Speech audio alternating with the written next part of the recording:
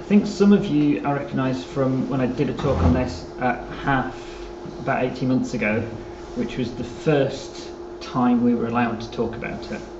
And since then, like James said, it hit the news last summer. It certainly hit the BBC Scotland website. But I was most surprised when my mother, who lives in Yorkshire, sent a photograph of the inch-and-a-half bit of column it got in the Yorkshire Post. So you might think of it as a Highland site, but it has national appeal. So yeah.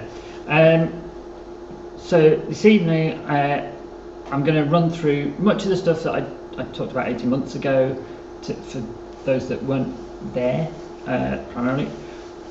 A bit about the progress of the post-excavation analysis that we have done.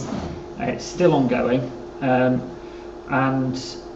have a quick look at some of the sort of short-term products and glossy things that we've tried to do with what we've looked at.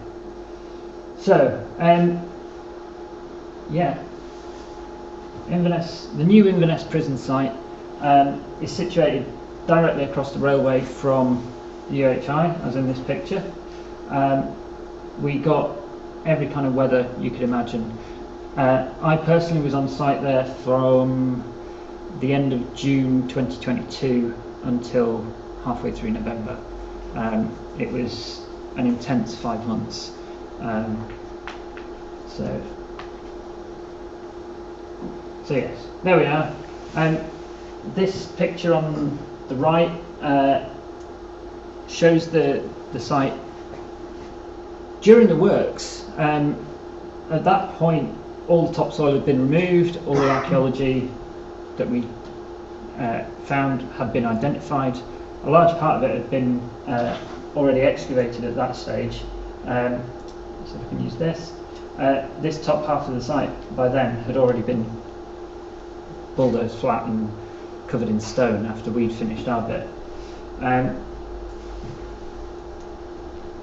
So the site, I'm sure many of you are aware, has had a long archaeological series of interventions, which really started back in 1996-97, when a number of different archaeological companies were involved. I think Guard were involved, CFA, a whole bunch.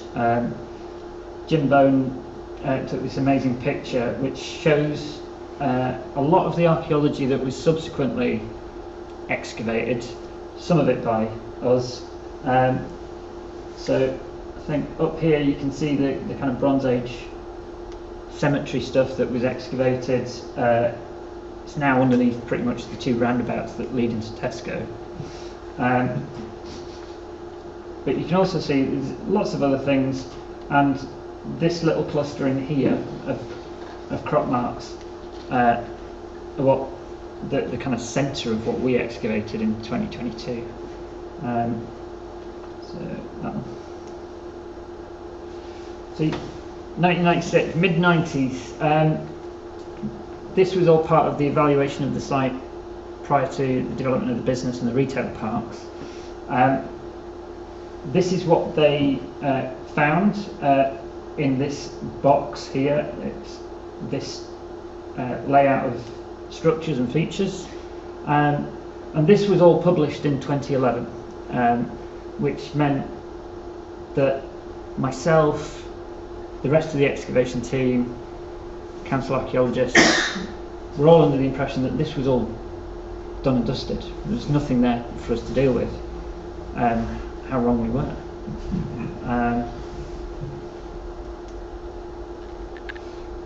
Moving forward, the site that's being developed now changed from them looking at it for retail park, business park, and by the mid-2010s they were looking at it for the prison.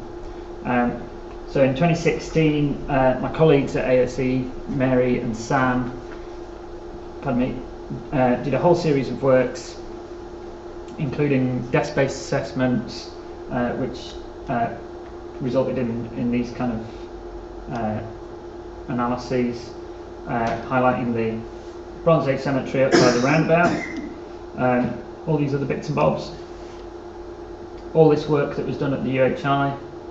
I think that's the standing stone that got moved. Then they did a whole trenching thing on the site, which was actually quite limited by various things on the site at the time.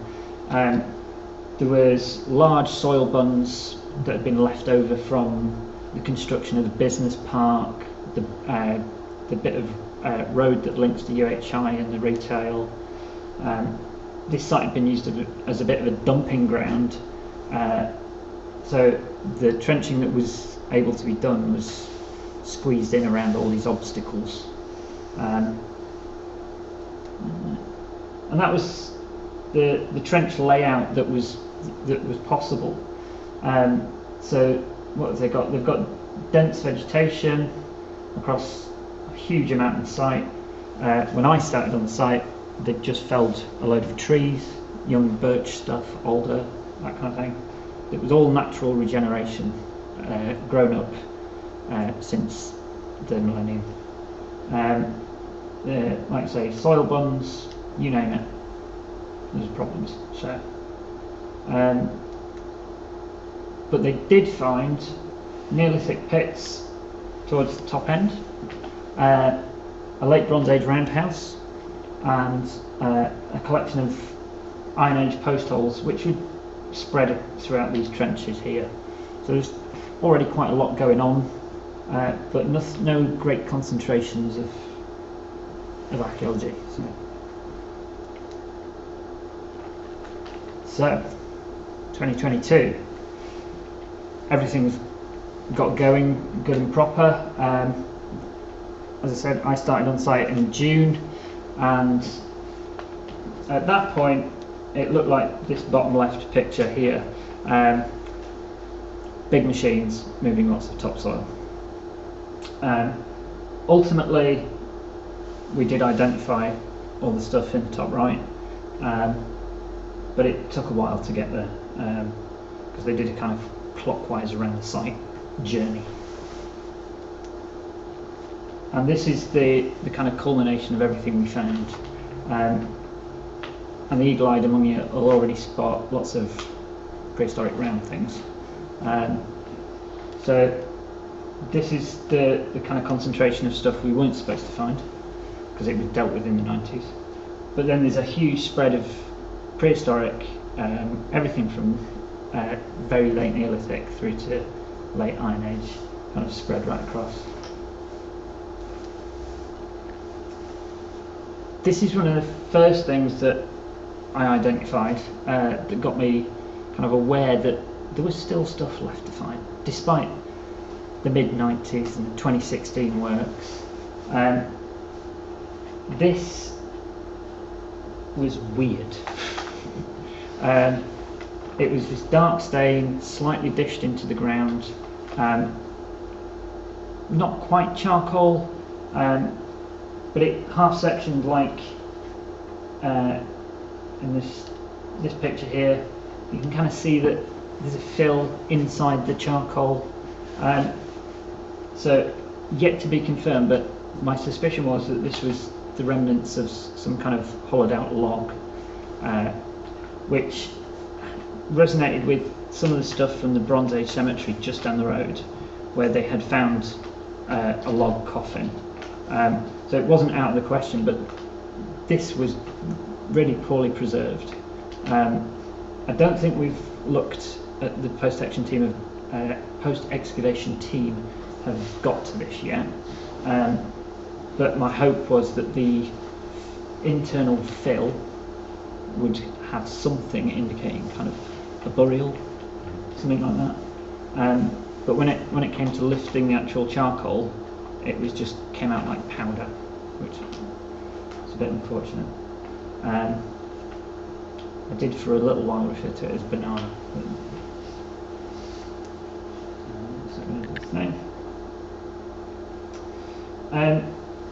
So following the machines around the site in this kind of anti-clockwise journey, we then suddenly had this massive spread of pits, post holes, fire pits, possible roundhouses, but all in a really big kind of mad jumble.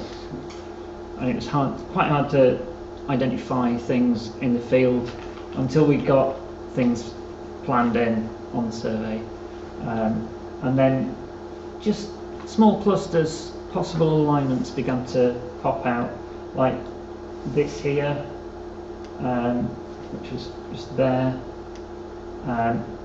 This was a very strange collection of features, which I initially thought was some kind of preserved wooden box,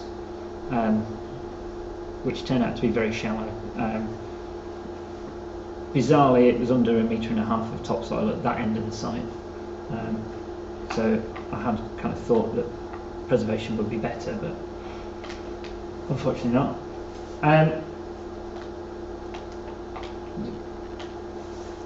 But out of this collection of pits at the kind of northeast end of the site, we were already getting some really exciting artefacts.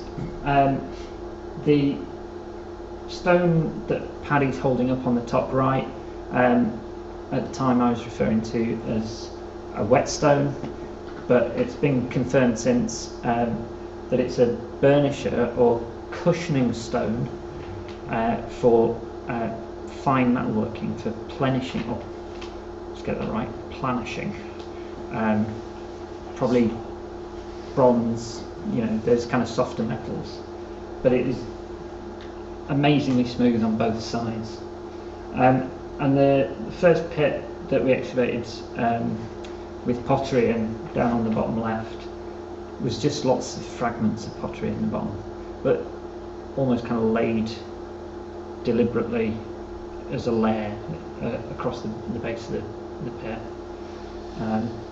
But again, these are both recovered from near that possible block coffin, in inverted commas,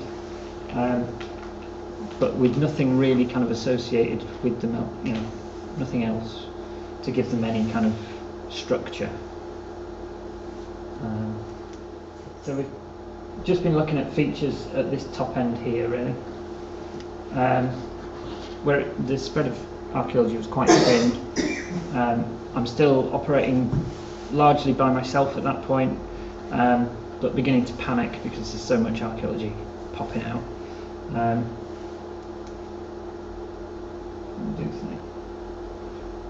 And then we moved down to the kind of adjacent to the railway line, and this is the first big structure that pops out. Even before we'd started working on it, it was really obvious, even to the construction guys who came along and went,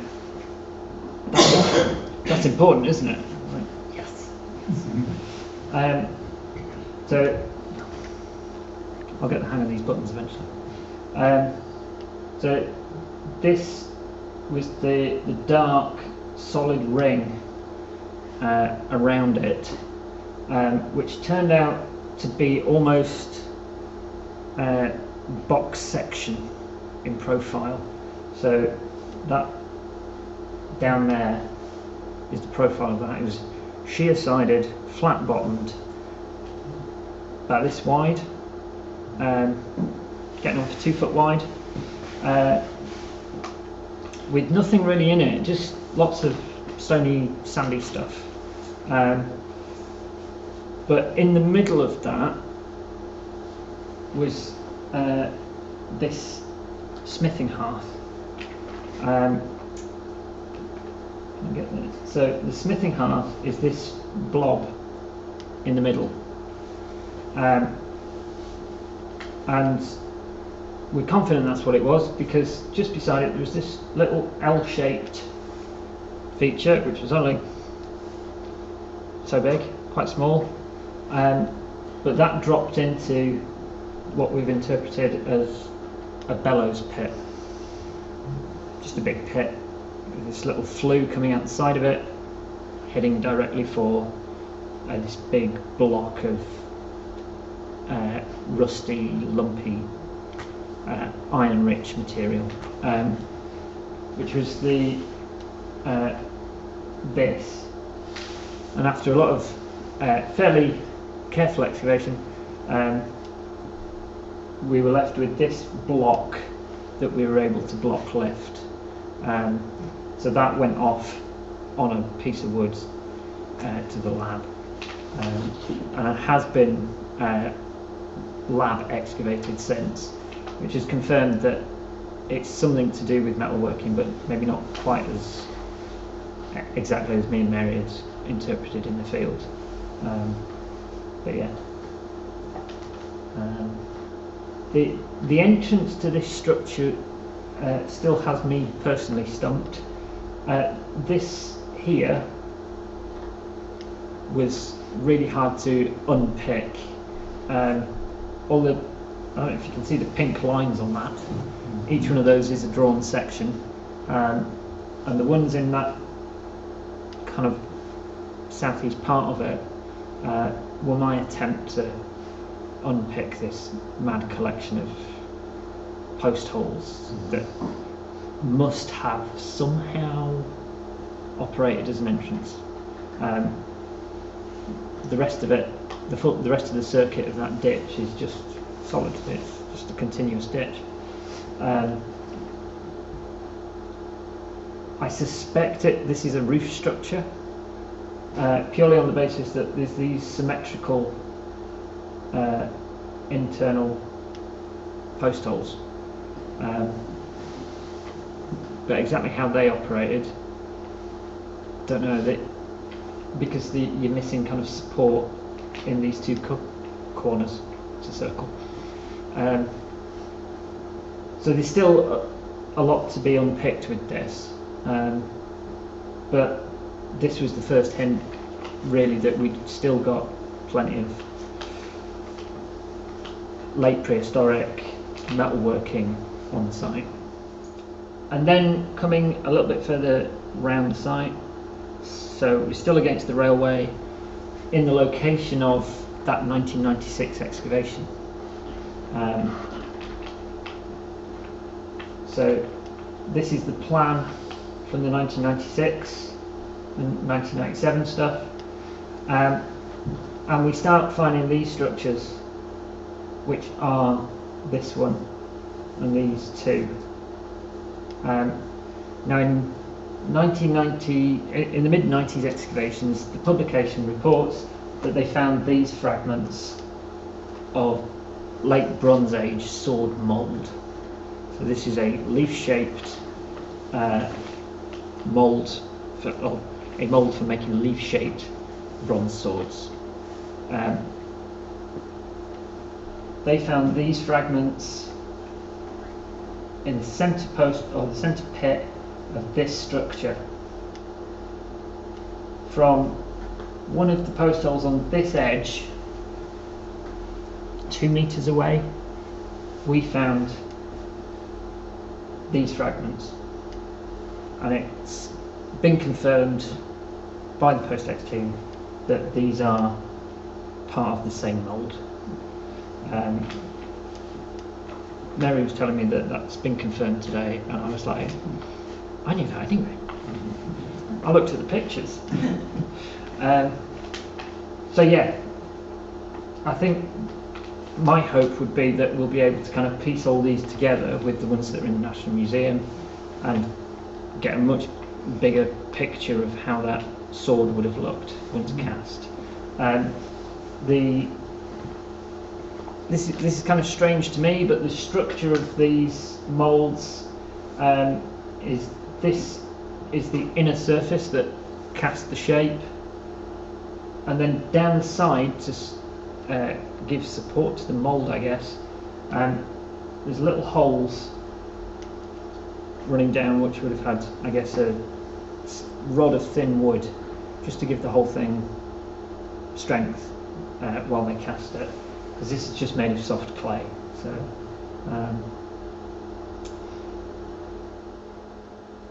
again, 1990s excavation identified these round structures. We uncovered them again. And with this particular area, we were obviously able to see much more of the site. We'd uncovered everything. I say we, the builders have uncovered everything. In the mid-90s, they'd had a limited sized trench. So some of their interpretations about particularly this line down the edge of their trench, which they interpreted as a fence line, we were able to see other things. I basically reinterpreted that as part of a number of other roundhouse type structures.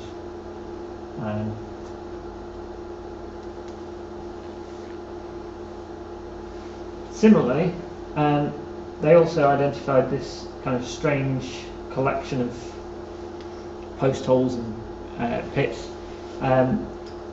which I don't know if you can make out this yellow shape here. That is this. So these features are in here.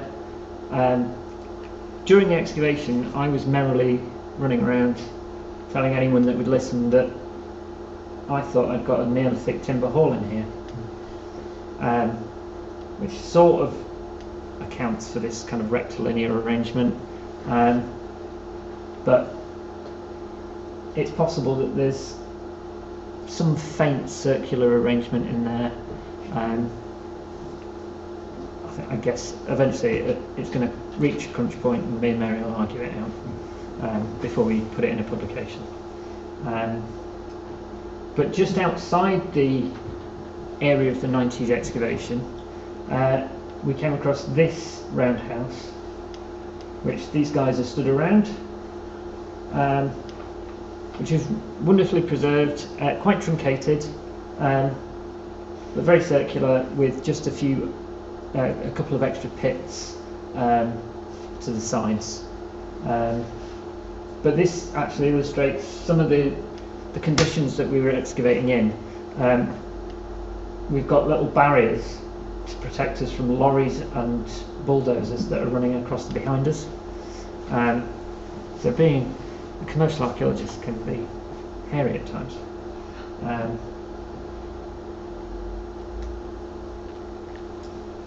Now, this is the southeastern corner of the 90s excavation, and it's kind of the limit of what they excavated. And we uncovered further chunks of that circular structure. Pardon me, there's not very much left of it when we got there. They had got a ploughed out bit, so they interpreted as the big chunk missing, and they've got the arc of, I don't know, drip gully, small channel for a wall or something like that, but we got more of it up here, more of it down here, and these bits in here. So it wasn't ploughed out where they suggested from the 90s. But again, trying to unpick some of these little collections of ditches and post holes takes a lot of head scratching. But you put your section in the right place. I was taught this as a young archaeologist: it doesn't matter what you do as long as you've got a section.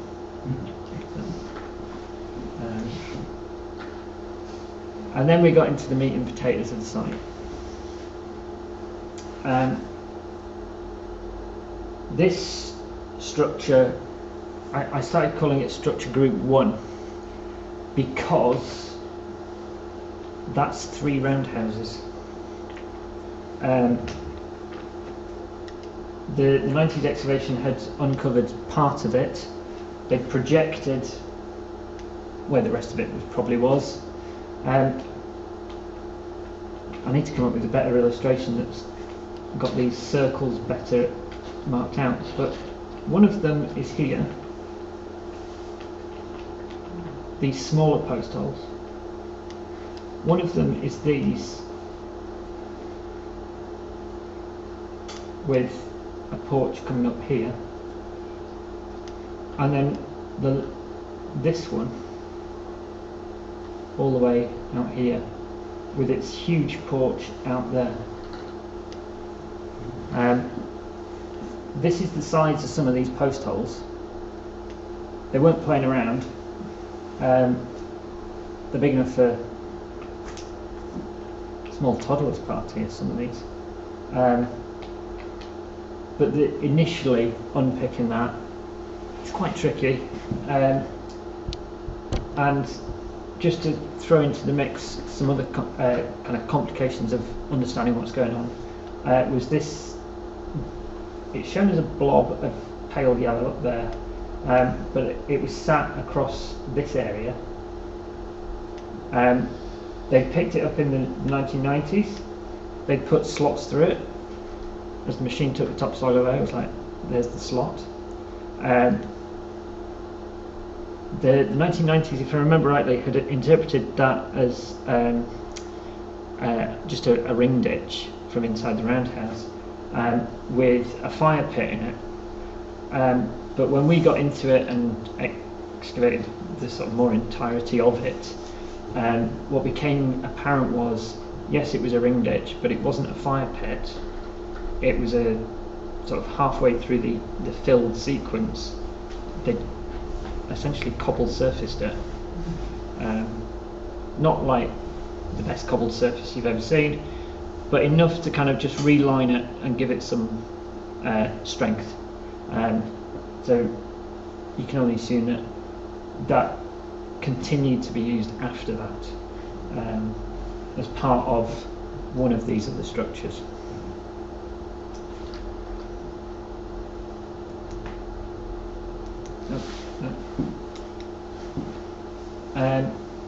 So yeah, just to kind of emphasise the size of some and complexity of some of these post holes, we've got up here multiple post holes, all intercutting, big chunky things, and then just to make that even more complicated, we've got small mammal burrows cut through everything. Lovely soft digging, so on this beautiful sandy site. But yeah, this is the cross section of the ring ditch. This picture on the top right, and this is the kind of stone surfacing that I just referred to as cobbling.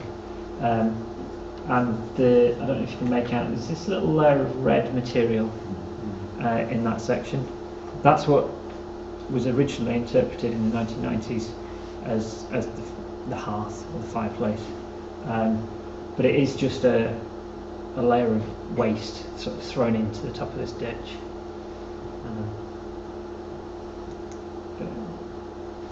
And then this.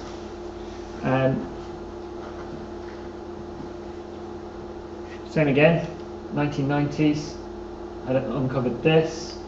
They'd referred to it as a single big roundhouse with a palisade ditch around it. During the 1990s excavations, they recovered a Roman brooch from that palisade ditch. I think it was somewhere up here, because I don't know if you can make out, there are these little pale gaps in the outer ditch. These are the 1990s excavations popping out, and some of the post holes in here we re-excavated their excavations. We got their sections back. In fact, one of the post holes in this sort of vague area of the site that they'd excavated back then, we recovered a ballpoint pen from a takeaway on Academy Street, which for some reason they'd thrown back in. But alas, we didn't find any Roman brooches. But you know, next time. However, we did get stuck into this whole thing, and again, far more complicated than had originally been interpreted. My current estimate is that this picture contains 6 roundhouses. Again, some discussions back at Archaeology home base for us about exactly how many in there. But there are clues in some of the sizes of the post holes, like these ones here continue round to these here, and then presumably just get munched out at a later date around the backside. You've also got 2 sets of post holes here, these kind of double blobby looking things around here are completely separate, stratigraphically linked post holes. And then by the time you get around to this sort of side, it was really complicated to unpick because there were so many different phases of construction. And that's before you get to these sort of slightly outlying ones. One of these bigger sets does have this porch arrangement over here, which seems to align with the palisade gap. But yeah, it's the amount of, or the lack of artifacts that came out of this whole structure group 2 I found quite surprising. But the story within all those sections that we dug and drew is really the key to understanding this. And at this point we did take the opportunity to get somebody out with a drone to take all these kind of wonderful pictures that we've got. So yeah, the scale down the bottom is a metre, so you can see the size of some of these pits and post holes from that structure group 2. They're kind of a metre and a half in diameter, which is more than my arms anyway. But it did mean that I could hop in and have a chat with my colleague about the section and sort it out. One of these post holes we did take Cubiana sets. Are you familiar with Cubianas? Yeah. Cool.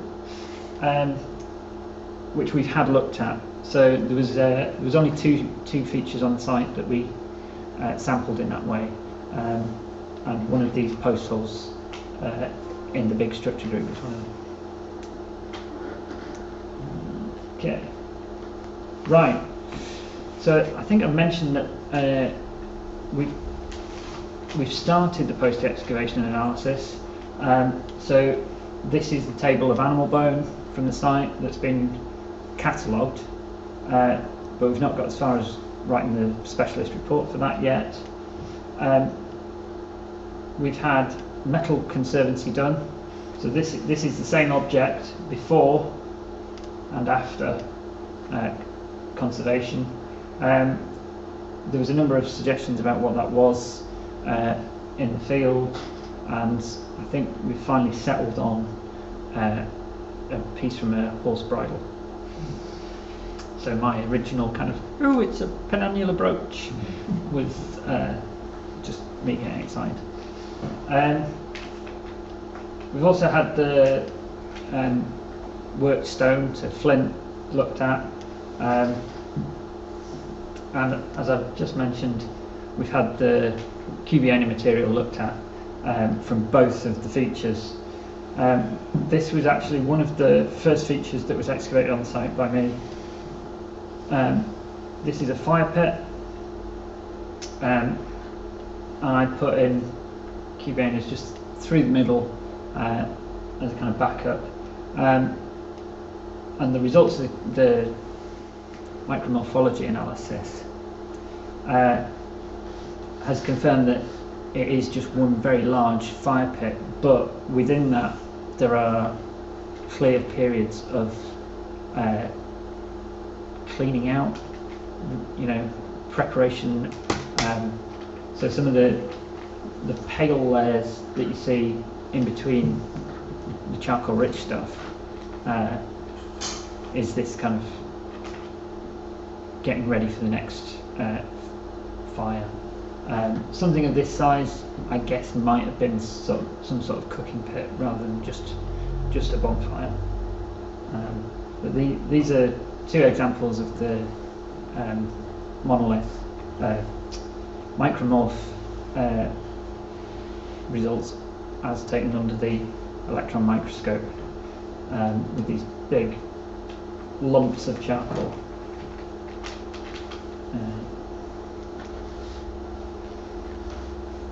Right, this site for me presented some good learning opportunities or highlighted some of the difficulties that you get with what I term protracted mitigation. So, and what I mean by that is, it started in the mid-90s and we've completed it in 2022.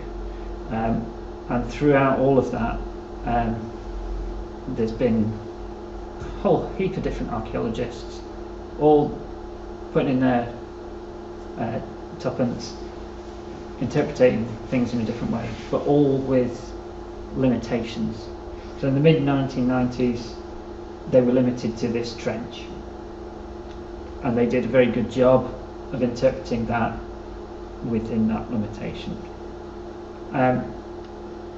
These pale trenches that you can see on this plan were the 2016 evaluation trenches that I mentioned earlier, limited by things on the surface, trees, piles of soil, all kinds of different obstacles.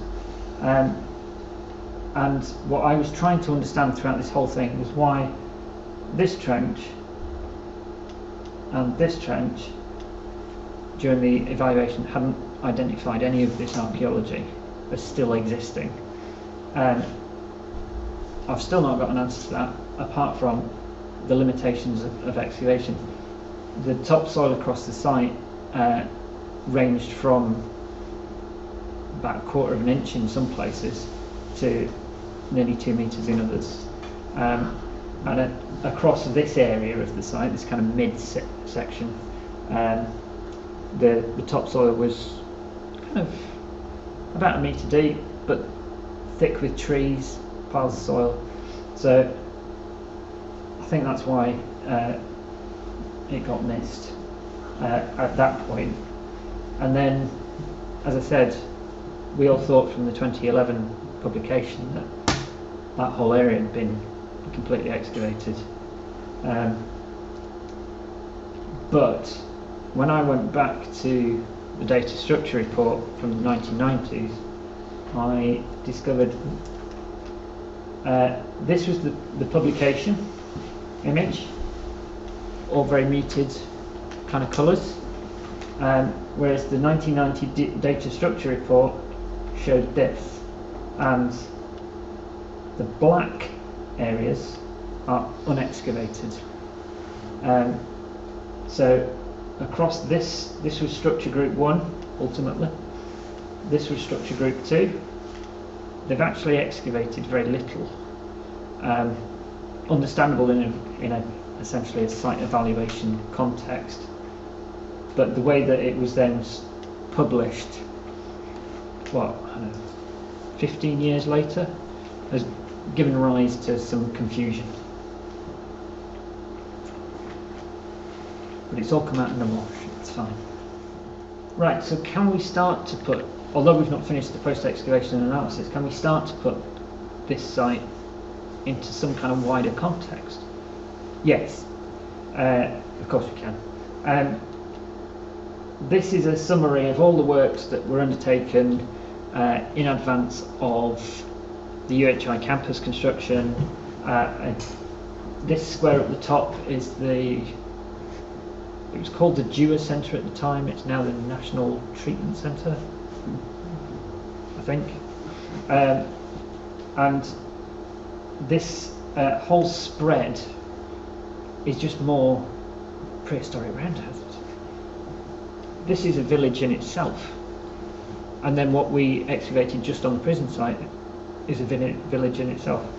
All of a similar period, late Bronze Age through to late Iron Age. Drop that little map in there, and you can start to see that the railway line has just carved this entire quite large settlement in two. So who knows what they were hacking out the ground when they built the railway, because that's actually in a big deep cutting. So probably not as bad as in York where they ploughed the railway through the Roman cemetery. But,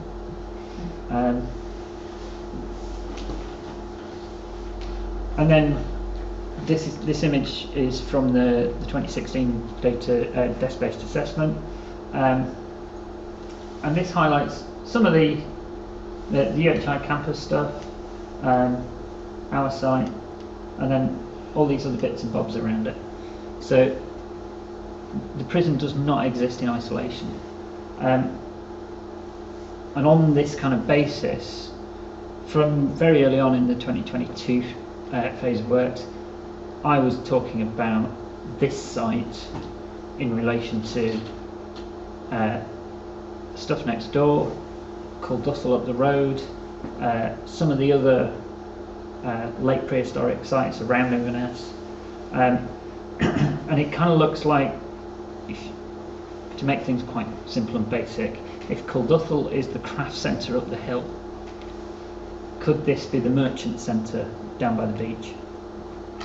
Yeah, because the beach just across the A96 is not far away.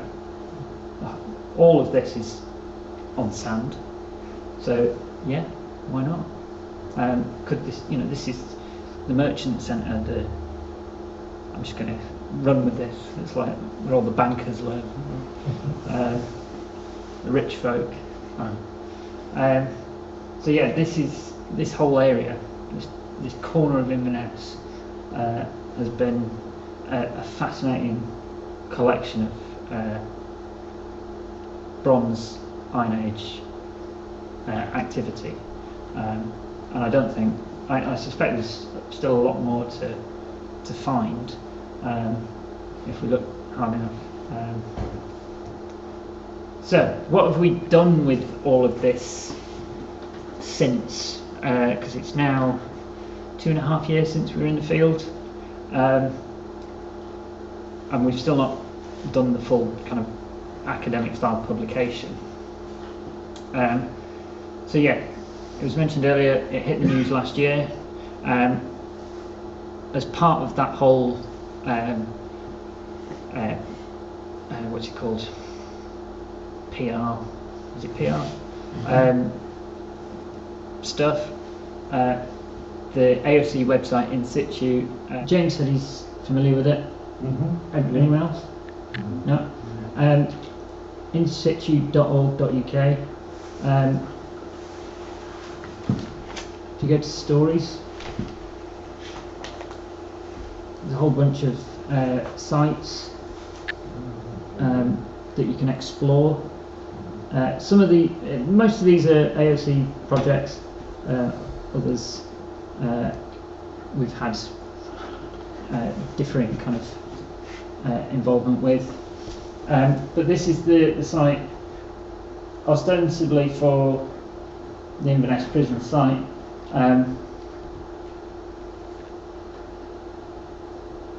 It gives some background information on that site. This is a provisional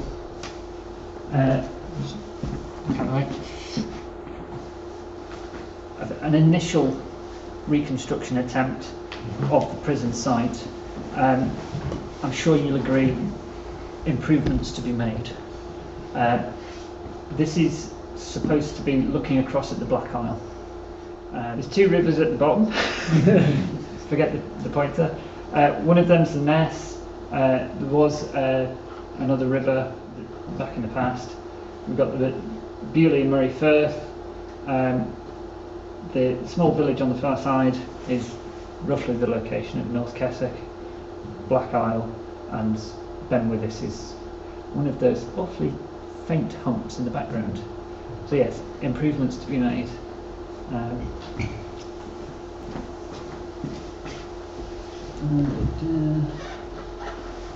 And you can explore a lot of the site photographs of people sitting around, not doing a lot.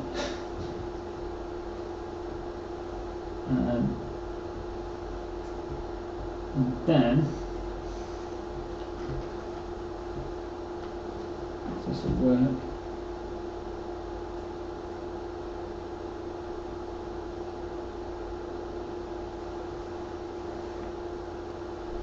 So, let's try.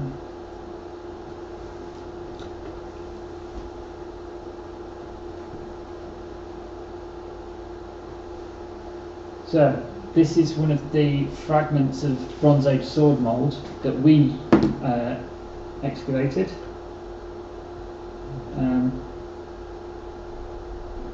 This is one of the snazzy things.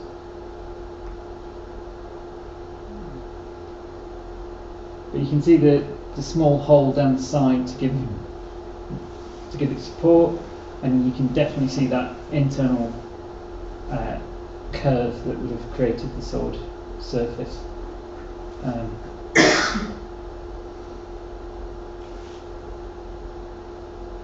And then, if this one will do something.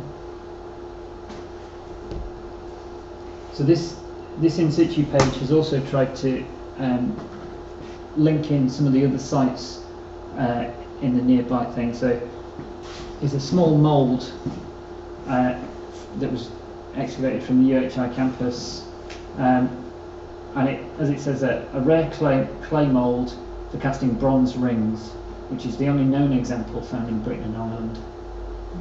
So this is a small mould with two circular impressions for making, I think it's finger rings. But yeah, so certainly I would advise having a look at this website just to see that. And then my colleague Lindsay has also added in this snazzy bit down here, where you can click on these orange dots and find out a bit more about not just the Inverness Prison site, but Culduthel, Crugpadrig, and so on. Incidentally, that's me in the middle of the site. Cunningly, I think Mary's cut off the bottom. So. But yeah, that was the whole site team taking a rest. So let's go back to okay. Right. Normal service has resumed. So yes, lots of other things. And actually, while I was scrolling through this to take these screenshots earlier, I couldn't help notice that actually there's an awful lot of these are from up here. That's So one we know about very well on the right there. Is that one something to do with you, Duncan? But the excavating thing was alright. Yeah. Yeah, I was kind of That's Duncan's road. Anyway, sorry, I'm Duncan's Road. Duncan's road. Is this, He discovered it. Is this similar to Callum's Road? So yeah, definitely go have a look at that. And yeah, there's the full picture. For those that know Mary, there she is. Me in the middle. And then I could name the others if you gave me a moment. But right, thank you. Thank you very much.